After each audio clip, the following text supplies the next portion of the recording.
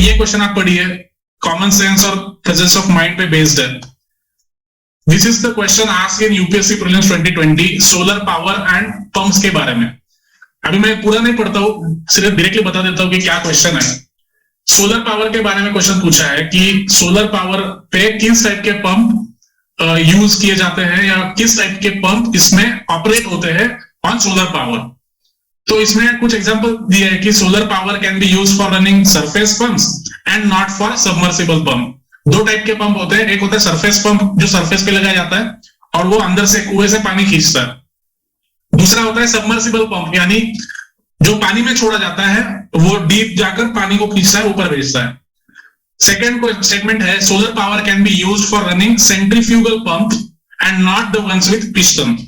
दो टाइप के पंप्स होते हैं, एक होता है सेंट्रीफ्यूगल पंप भी पानी खींचता है और पिस्टन वाला पंप भी पानी खींचता है। तो इसमें जो स्टेटमेंट दिया गया है उसमें कहा गया है कि सोलर पंप पे एक टाइप का पंप ऑपरेट नहीं करता लेकिन दूसरा टाइप ऑफ पंप ऑपरेट कर लेता है। अभी इसमें कॉमन सेंस वाली बात है, आपने मतलब 3rd स्टैंडर्ड या 4th स्टैंडर्ड में पढ़ा होगा एक प्रिंसिपल, ठीक है, नहीं तो थोड़ा सा लेट पढ़ा होगा 6th स्टैंडर्ड में। What is that principle? Energy cannot be created nor be destroyed but it can be exchange from one type of energy to another type of energy. ठीक है, energy cannot be created, cannot be destroyed but it can transform into one form to another form. और solar power में या solar जो भी plants होते हैं या पैनल होते हैं वो किसको कन्वर्ट करते हैं? सोलर एनर्जी को कन्वर्ट करते हैं इलेक्ट्रिक एनर्जी पर, राइट? इलेक्ट्रिसिटी जनरेशन में सोलर पावर यूज होता है। Solar power is converted to electric power. जब सोलर पावर को इलेक्ट्रिक पावर में हम कन्वर्ट करते हैं तो इलेक्ट्रिक पे तो कोई भी पंप चलेगा ना, कोई भी पंप चलेगा। वो सरफेस पंप हो वो भी इलेक्ट्रिक पे चलता है, सबमर्सिबल पंप भी इलेक्ट्रिक पे चलता है, सेंट्रीफ्यूगल पंप भी इलेक्ट्रिक पे चलता है और पिस्टन वाला पंप भी इलेक्ट्रिक पर ही चलता है। तो एक बार सोलर पावर को इलेक्ट्रिक पावर में कन्वर्ट कर लो तो किसी भी टाइप का पंप चलेगा। ये कॉमन सेंस है, इसके लिए कोई एनसीईआरटी पढ़ने की जरूरत नहीं, माजिद हुसैन पढ़ने की जरूरत नहीं, ना न्यूज़पेपर पढ़ने की जरूरत है। अगर आपका माइंड वहां प्रेजेंट है एग्जाम हॉल में तब आप इसको कर पाओगे, नहीं तो नहीं कर पाओगे। सो आपको ये एग्जाम्पल कैसा लगा मुझे बताइए।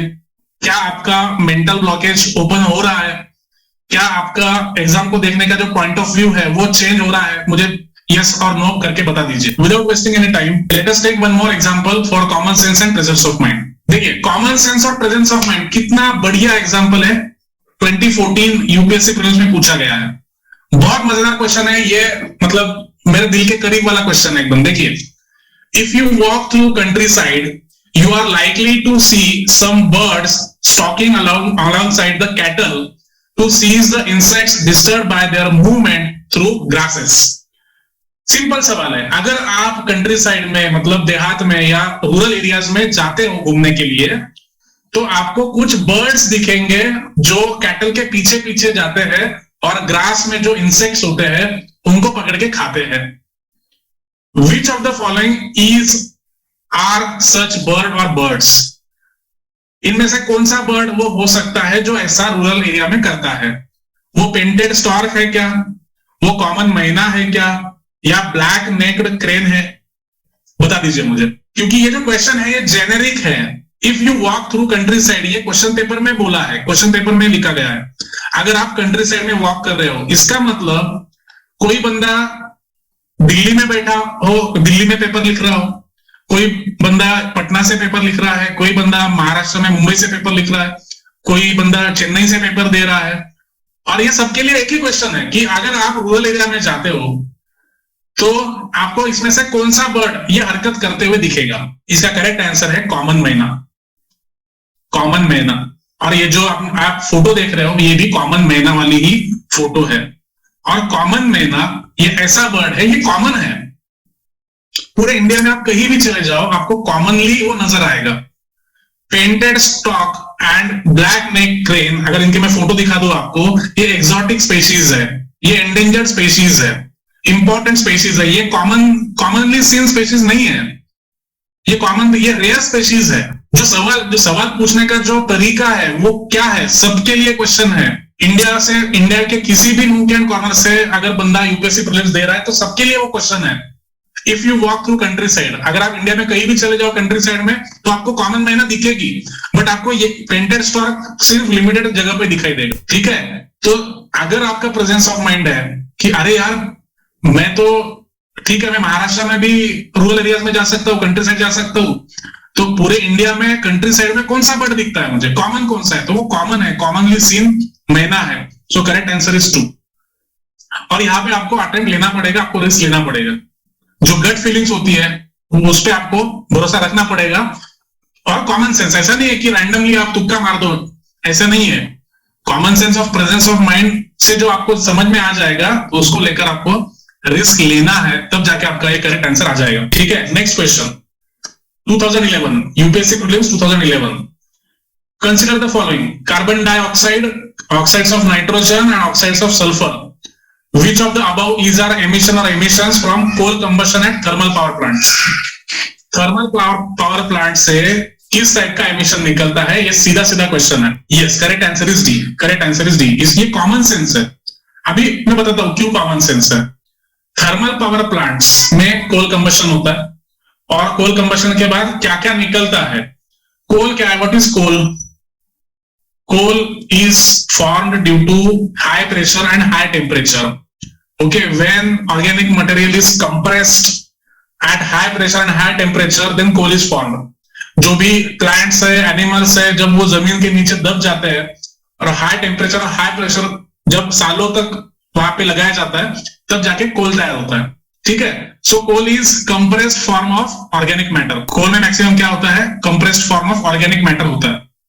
और ऑर्गेनिक मैटर में क्या होता है, जितने भी ऑर्गेनिक मैटर है, जितने भी लाइफ है, लाइफ के इसेंशियल एलिमेंट्स क्या है, what are the essential elements of life? तो carbon, hydrogen, oxygen, nitrogen, phosphorus and sulphur. आप कोई भी प्लांट स्पेशीज देख लो, कोई भी एनिमल स्पेशीज देख लो, इन 5 तत्वों से 6 तत्वों से बनी है। हर ऑर्गेनिक मटेरियल में कार्बन होता है, हाइड्रोजन होता है, ऑक्सीजन होता है, नाइट्रोजन होता है, phosphorus and sulphur. So carbon dioxide क्या है, CO2, carbon and oxygen. Oxides of nitrogen NO2, nitrogen oxide.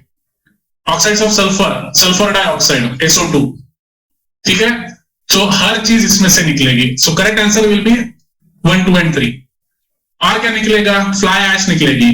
ठीक है, sulphur dioxide, nitrogen oxide, carbon dioxide, carbon monoxide, इन 6 एलिमेंट में कुछ भी अगर यूज हो रहा हो तो वो मिलेगा आपको। ठीक है, जैसे कि हाइड्रोजन एंड ऑक्सीजन है तो H2O, इसका मतलब वाटर वेपर भी निकलेगा। सो इसमें वाटर वेपर का ऑप्शन होता तो वो भी सही होता। हाइड्रोकार्बन्स, जो भी हाइड्रोकार्बन्स है वो carbon, hydrogen, nitrogen, oxygen, phosphor और सल्फर से बने हैं। और कोल में क्या होता है, हाइड्रोकार्बन्स होते हैं, तो हाइड्रोकार्बन एलिमेंट्स जो कॉम्प्लेक्स हाइड्रोकार्बन्स है वो भी निकलेंगे उसमें। और ट्रेस एलिमेंट्स, मर्क्यूरी भी उसमें से निकलता है। तो ये आपको देखना पड़ेगा कि कॉमन सेंस, कोई भी कोल बेस्ड फ्यूल अगर आप यूज करोगे तो उसमें से कार्बन डाइऑक्साइड निकलेगा, ऑक्साइड्स ऑफ नाइट्रोजन निकल जाएंगे, ऑक्साइड्स ऑफ सल्फर निकलेगा।